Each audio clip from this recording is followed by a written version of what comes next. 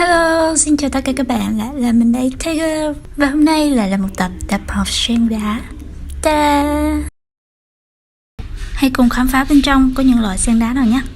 Let's go! Cũng súp bi. Thank you.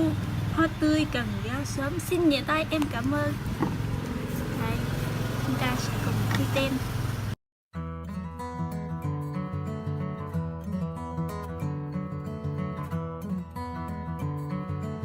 Ta-da!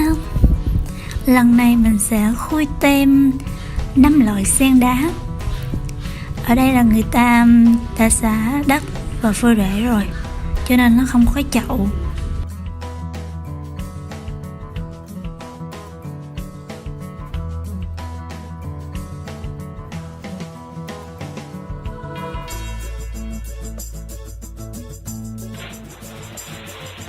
Em đầu tiên là em đế vương viền đỏ. Nhà mình có niềm đam mê to lớn đối với những dòng đế vương. Dòng này thì còn một loại full đỏ luôn, nhưng có thể là đợt sau mình mới đặt. Ở đây người ta đã xả đất và phơi rễ luôn nè. Tuy nhiên là do quá trình vận chuyển thì nó khá là bèo nhèo và có vài chiếc lá nó bị héo rồi. Chúng ta sẽ tiếp tục với em thứ hai. Không biết đây là em gì đây.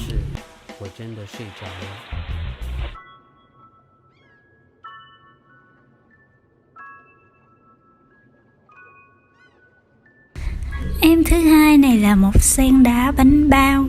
Nhìn nó búp lại như một cái bánh bao vậy đó. Ở đây người ta cũng đã xả đất sạch sẽ cho mình rồi nào.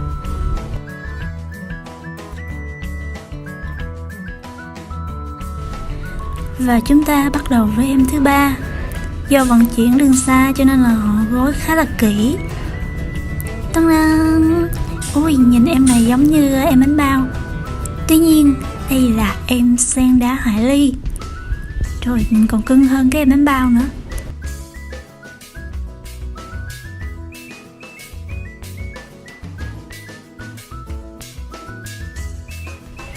Ở đây có một cái hoa nữa nè, nhưng mà bị héo. Thông thường thì chơi sen đá thì mình không có chơi hoa.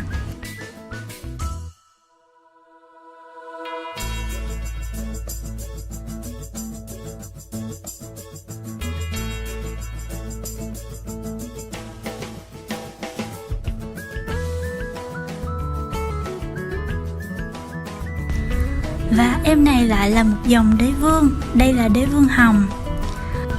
Tập trước thì mình có đập hộp của em đế vương hồng. Tuy nhiên là hai loại này khác nhau. Một loại là made in Việt Nam và một loại made in China. Em này thì có xuất xứ từ China, Trung Quốc.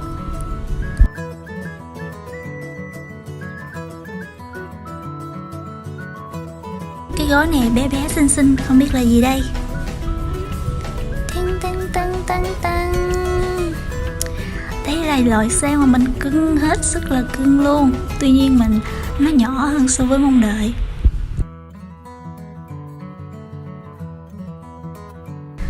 Đây là dòng sen đá hình chiếc mông. Nhìn thoáng qua thì nó giống như viên sỏi, nhưng mà nhìn kỹ thì nó như một chiếc mông vậy đó. Tuy nhiên cái đợt hàng này mình nhận, mình khá là bị sốc. Mình không nghĩ là nó có thể nhỏ như thế. Đây là cái chậu sen đá mông hiện tại ở nhà mình. Đây một trời một vực luôn. Một cái là mông người lớn, còn một cái là mông thiếu nhi. Và mông thiếu nhi này không biết nuôi khi nào mới trở thành người lớn được đây. Tí luôn.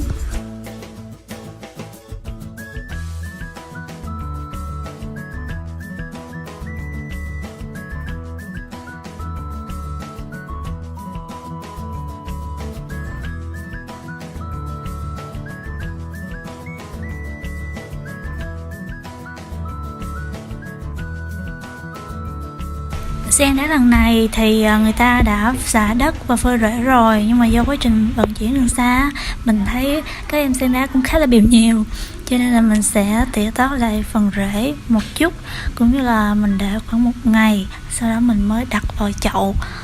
Ngoài ra là trong những video trước thì các anh chị có hỏi mình về cách tưới nước cũng như là cách bón phân như thế nào, thì mình sẽ chia sẻ chi tiết hơn trong những video sau nhé.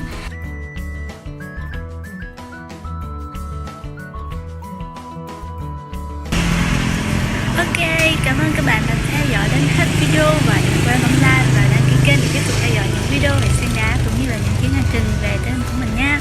Cảm ơn các bạn rất là nhiều. Xin chào và hẹn gặp lại. Bye bye.